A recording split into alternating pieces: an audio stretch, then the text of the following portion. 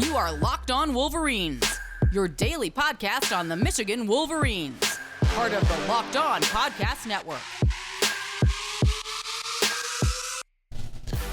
Happy Tuesday, finally back after taking last week off following my grandfather's memorial. Had family in town and all of that. Kind of did not account for that. I haven't been down here in the studio. There are cobwebs. That I'm currently cleaning out. We're also sleeveless if you're watching on video, thanks to a new tattoo that I got today. It's still in a lot of pain. We're airing it out. Anyway, enough about me. Let's get into the Michigan football stuff. Locked On Wolverines podcast, part of the Locked On Podcast Network, where it is your team. Every day we are going to be back trying to do it. I'm going to try to double up some of these days here. There's hopefully a special guest this week. Still trying to figure that out. Trying to bring on someone from PFF. And then we're going to get finally into some of the defensive preview stuff that I haven't gotten to yet. We did the entirety of the offense. We're just going to try to double, triple up. See, there might be some sounds thanks to the fact that computer is still apparently booting up or whatever. So anyway, we are back. I want to kind of go through some things. This might almost feel like review. I don't think it necessarily will be, but I was just on the Michigan Man podcast with Mike Fitzpatrick. That should be out this week, but I want to kind of touch on some of the things that I discussed, and that was really kind of getting into the expectations of the season. So maybe some of it's review because some of it's stuff that I've talked about. Also might touch on some recruiting stuff just for the sake of, yeah, I know it's not going great. Am I concerned yet? Concerned, yes, but I'm not like jumping off of ships or anything into the ocean here. So let's start out with that, because I think we can take segment one there, and then we'll talk about why I'm feeling increasingly confident about Michigan. I really do, and I just think it all kind of it feels really good to me when I think about what this year can be, and we'll get into why momentarily. But let's talk about the why I'm not jumping off of any bridges here when it comes to Michigan recruiting. Now, yes, since we've last had a podcast, Dante Moore did end up committing to Oregon. Even with that, I'm still kind of the feeling that, okay, that's not good, right? But he hasn't signed yet. You can't do that till December. It made it sound like, yeah, things are still going to take a little bit of time. I don't know what I'm talking about. I haven't been back for a while, so he made it sound like, okay, I was really close to picking Michigan, but still picked. Listen, there's still time, right? Michigan can still work on him as long as he'll listen. If Oregon's not very good, or if it's middling and Michigan is awesome, they've got a shot still, right? I don't think Michigan's going to give up.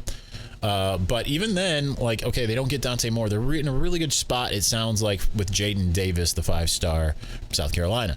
So it would not be ideal missing out on elite prospects 2 years in a row. They still have some projects that might pan out from 2022 and Alex Orji and Jaden Denegal. They've got time because J.J. McCarthy is going to be around for at least 2022 season, 2023. Very well could be 2024, maybe a real high kind of freshman in 2024. Maybe you have a stopgap. I'm not really sure. But there are still options in the interim. But overall with recruiting, while my tenets still kind of stay the same, right? In the sense of it's July. Now, normally by now, we kind of have a pretty good idea of what, of kind of where the class is going. In a good way, right? They've usually gotten a slew of commitments between one part of, late June into early July. They've gotten a couple. That's it. We've already talked about Deacon Tonielli. They've gotten Collins Achiampong. I know I said that wrong. We're waiting on Eno Etta. They lost Raylan Wilson. So there's some good, there's some bad. And you're just kind of playing the waiting game to some degree with some of these guys that they're waiting on. If they get Nichols Harbor, you got to remember, here's the thing. A lot of the guys that they really want haven't decided yet. Some have and chose other schools. So that hurts, right? But until you get to signing day, anything can happen. Anything can change. You got to remember that. Last year, at this time, certainly last year, late November, none of us were talking about Darius Clemens or Derek Moore. We were talking about Amarian Walker. They pulled a lot of guys on signing day. And if Michigan can be really good this year, which I expect it to be, then that'll change a lot. A lot of things will suddenly open up, be a lot better in the recruiting department. Even though it didn't work out in this way this last year, the best recruiting tool is winning. Now, of course, you had some things like with Jim Harbaugh flirting with the NFL that had some repercussions and dominoes that affected that situation that weren't necessarily something that you would foresee, like Josh Gaddis leaving for Miami, which suddenly people who were being recruited by Josh Gaddis are like, okay, there's a new offensive coordinator. And it's like, oh, well, we trust and like Sharon Moore. Maybe Sharon Moore hasn't been the guy for a while, right? To recruit certain guys. But now Sharon Moore suddenly has to spend a lot more time because he's pulling triple duty, essentially. Offensive coordinator, offensive line coach, ace recruiter. Of course, something's going to suffer a little bit. So what it does is it puts things in flux a little bit, at least for now. Things will get easier if Michigan goes out and wins, which, again, I expect it to do. I think it would be disaster is maybe too strong a word. It would be a grave disappointment if Michigan didn't go at least 10-2. What do I think they'll go? Somewhere between 11-1 and 12-0 in the regular season. I think it's certainly possible. No one's giving them a chance to beat the Buckeyes. It's kind of annoying because usually teams get benefits of the doubt. I understand Ohio State's stacked, a lot of great players, but they're getting the benefit of the doubt on a defense because they brought a new defensive coordinator. Michigan is not, right? So that's just kind of how things go. Michigan's going to have to earn it. That's fine. I think that's probably a good thing that they're going to have to earn respect again. They need that. So anyway, all right, let's see here. We are going to continue by talking about why I'm confident in the season. Again, some of these things are things I've talked about. I think considering I have been MIA for much of the summer, and by MIA, I mean struggling with depression up in my room. I know I'm laughing now. It's sad, but I've definitely had a couple weeks there where everything I wrote from Wolverines Wire was like on my iPad in my bed. I just could not get out. But that's another way of me saying, hey, y'all, if you got mental health issues, find a way, persevere. All right, we're going to move on here. Listen, as the sun comes out and small businesses are back in business, LinkedIn Jobs makes it easier to grow your team. LinkedIn Jobs helps you find the people you want to interview faster and for free. Create a free job post in minutes on LinkedIn Jobs to reach your network and beyond to the world's largest professional network of over 810 million people. Then add your job and the purple #hiring frame in your LinkedIn profile to spread the word that you are hiring so your network can help you find the right people to hire.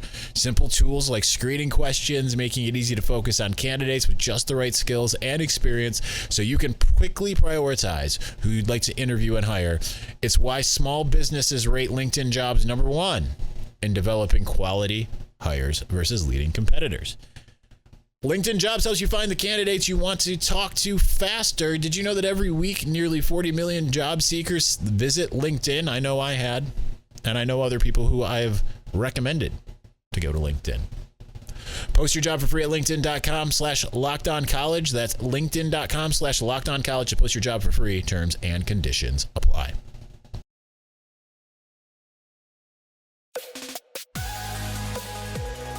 I hope y'all don't mind the bare arms today. It was either put something on where moving might hurt. Listen, I was in the chair. For if you're watching, you know what I'm talking about because I'm pointing. If you're listening only, I'm pointing to my tattoo. I was in the chair for like 6 hours. This thing hurts. I didn't want to put a sleeve on it, but I wanted to get a podcast out tonight because it has been a while. My intention was to do 2 today and 2 tomorrow and whatever, and we're at a late enough hour where 1 today, gonna try to still do 2 tomorrow and all of that. Hopefully, knock on wood, that comes to fruition. That is my hope and my goal. So that's what I'm hoping for.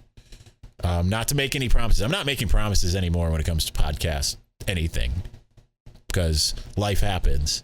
But we're gonna try to do better, to be better. Speaking of being better, I think Michigan has the opportunity to potentially be better in 2022 than 2021, which feels kind of crazy because it felt like such a magical season through most of it. Now, will it actually be better, or will it be just slaughtering a bunch of teams that aren't on the same level? I mean, that's going to be hard to tell until we get to some of those common games like Iowa, Ohio State, Penn State, Michigan State.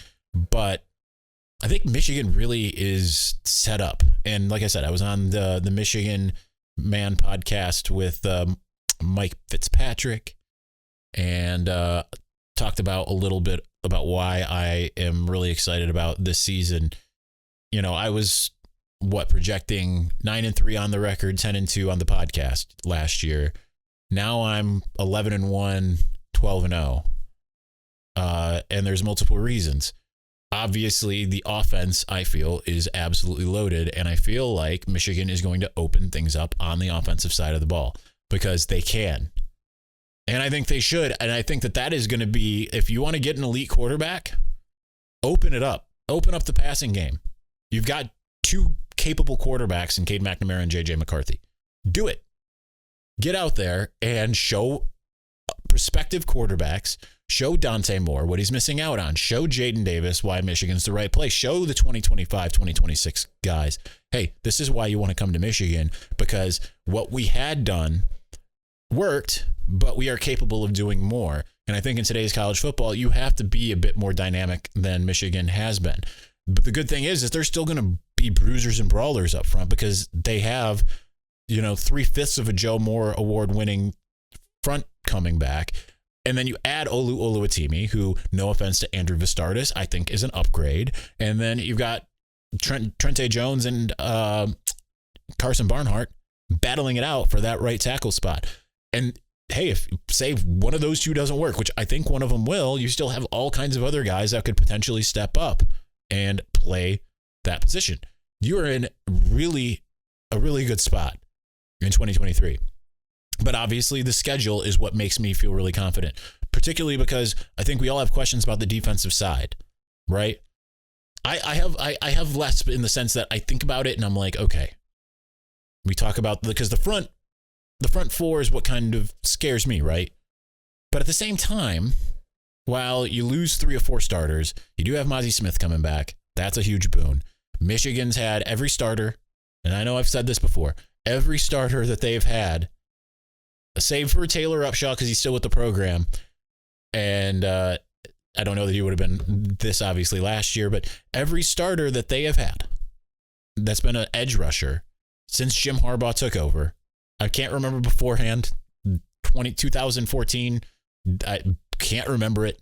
It's out of memory. It's a bad year. I went to every home game. I can't sit there and make distinctions in my mind of what happened that year. But every starter that they've had in the Jim Harbaugh era has been an early round draft pick, right? As from the edge rushing position, they've had a couple guys. Willie Allen was a 3rd rounder. He's interior.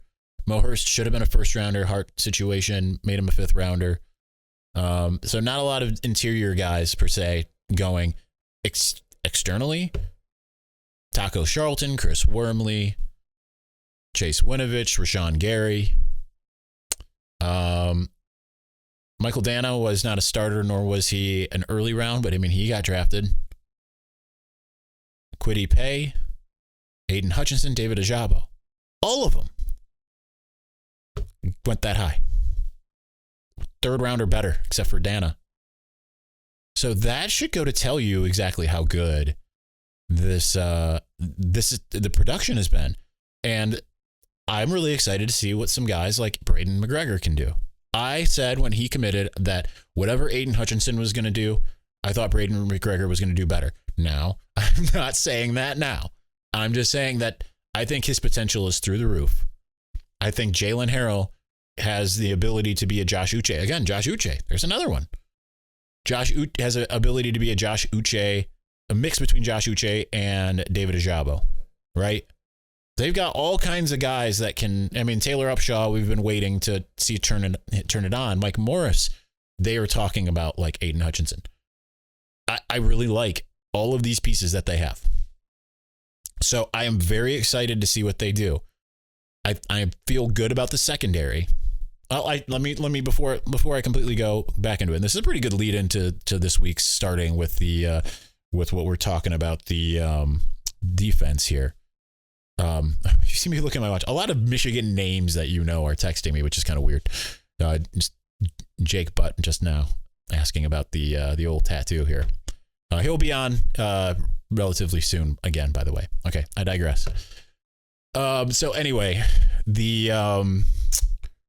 I think that the linebackers are going to be really good as well, especially because I think Junior Colson, they think he's going to be elite. He's faster than Devin Bush. He's bigger than Devin Bush. He's got a nose for the football, and I think he had a better freshman season than Devin Bush's first year. Asked to do more, of course. Going into his second year, I think could be lights out. I think that Kai Hill-Green can be the equivalent of, and he kind of reminds me of Mike McCray. Maybe not as opportunistic, at least from what we've seen yet, but I feel really good about him. I just think that as long as they can stop the run, and I like what they have there, they should be able to do that. And I feel confident in the back end. Whether it's, DJ Turner's obviously your ace, Mike Sainris still, Jamon Green. I like the options you have there. I like Rod Moore. I like whoever else you're going to end up putting over there opposite him, whether it's Makari Page and I'm blanking on the other guy, which is not great. Safety for some reason just escapes me. But I like all the pieces, but the big part of it is the schedule. I think that the schedule is extremely beneficial because you have so many games to get right. Let's get more into the schedule here momentarily. So, because I obviously have more that I can say, more that I will say. But before we do, listen, betonline.net is your number one source for all your betting needs and sports info. Find all the latest sports developments, league reviews, and news, including this year's NHL playoffs and Major League Baseball. Wow, that's old. I mean, it's supposed to be new. And I'm just reading like it's a teleprompter. Ooh, put the question mark on the teleprompter. All right, Major League Baseball. Great. BetOnline is your continued source for all your sports wagering information, including live betting, esports, and scores. And BetOnline.net remains the best spot for all your sports scores, podcasts, and news this season. BetOnline.net is the fastest and easiest way to check in on all your favorite sports and events, including MMA, boxing, and golf. Head to the website today or use your mobile device to learn more about the trends in action. BetOnline, where the game starts.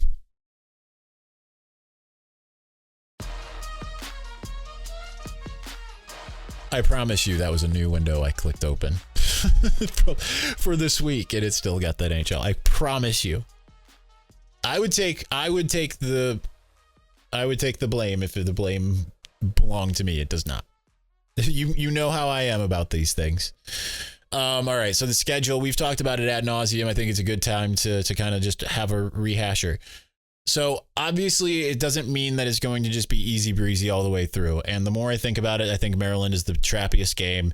You keep in mind that Maryland comes in week 4 before Michigan goes on the road in week 5. Reminds me of Rutgers last year. Maryland's offense probably extremely good. Maryland's defense probably not. But this will be the first time I think that Michigan will get tested offensively or defensively rather. And I think that could pose some issues, but it could be a situation between that game and some of the others that if they have some rough sledding defensively, they'll have time to fix the glitch. I am not concerned about Iowa. Why? Because Iowa's offense is putrid. Barring some kind of, whoa, where did that come from? I don't expect Iowa to suddenly just be able to do whatever it wants against the Michigan defense. Their best bet is to hold the Michigan offense, and Michigan's offense returns almost everybody. And I think that that's the whole thing is offenses, especially when you're running the same scheme, no wholesale change schematically. and you're bringing back the same personnel, essentially, you have an opportunity to just get better. Weird things happen in Kinnick. I still cannot see Michigan losing that game. Now, come October, Michigan loses that game, I'll be the first to admit I'm wrong. It's more Iowa's defense is the scarier part, and Michigan's offense last year with the same pieces showed that it can take advantage of the Iowa defense, right? So will Michigan be able to run all over them? Probably not. Will Michigan be able to pass all over them? They should. Not all over, but enough. I don't expect 42-3. I do think that it could be a 35-17 type win. I think that certainly could be in the cards. A couple weeks later, you host Penn State. We'll see what Penn State is. Could that be a slip up? Absolutely could be. Michigan State, I think Michigan will be mad enough. And I think Michigan's always got better talent than Michigan State, always. And yet has lost more than it hasn't going all the way back to 2008. Still, that said, I can't imagine Michigan losing that game this year. Michigan State has some good pieces in, obviously, the quarterback, Peyton Thorne, Jaden Reed. He's Jaden Reed, Trey Mosley. We'll see how their incoming transfer running back duo is between the Colorado guy and Jalen Berger. But their defense, we'll see. This is the first time that Mel Tucker will be coming to the big house with a crowd, right? It will be a hostile environment. It will be a different scenario. And then you got Ohio State is the only other one I'm particularly concerned with. So you got about 5 games to be concerned with. Trap game in Maryland. I'll add 6 just because. I'll mention the 6th one. You got trap game in Maryland, Iowa on the road, Penn State, Michigan State. Michigan has a bye before Michigan State, so you hope that helps. Rutgers, I'll mention, comes on November 5th. You've only got a couple games after that, Nebraska and Illinois before Ohio State. But it's on the road. Rutgers has played Michigan tough the last 2 years. And then obviously Ohio State. But again, I just, the only road games of those, there's 3 of those. I don't think Michigan's going to lose to Rutgers. It just might be a difficult one. I think that this is an 11-1 or 12-0 team. Could I be wrong? Absolutely. I've been wrong before. I will be wrong again. I just feel confident in what Michigan has. They preach that they've got the same renewed energy. They still got a chip on their shoulder. The schedule is just, it plays right into their hands. They'll rattle off 3 wins, barring an absolute travesty, and then be able to move forward from there. Work out some of those games. Get past Maryland, congratulations, you got Iowa. You get past Iowa, congratulations, you got Penn State. Get past Penn State, congratulations, you got Michigan State. Roll through. I just think it works in Michigan's benefit. And I think Michigan is deserving of that credit, especially when you've got so many explosive players on offense. But there are still some caveats. We'll see how the right tackle situation is. I'm confident in center. Right tackle, we'll find out. I think it'll be good, but we'll find out. How will Blake Corum handle being the lead guy? We'll find out. I mean, he mostly was the lead guy last year until he got hurt, and then that's when Haskins really shone. But it'll be him and Donovan Edwards. We'll see how that goes. How will injuries go? How will the defense be? So there's still questions. Things can change on a dime. But I feel good about where the trajectory of this team is sitting here on July 12th. All right, anyway, that's going to do it for us today. Like I said, we're hoping to have a guest tomorrow and from PFF. I won't mention names yet because we just want to see what we can do here. If not, we'll try to get them later in the week. And if not, we'll do it next week. But they've got their preview magazine coming out. Otherwise, we'll get into the defense. Any news that's coming up, Michigan's probably announcing a university president on Wednesday. So lots to talk about. All right, that'll do it for us now. We'll talk to you soon. Peace.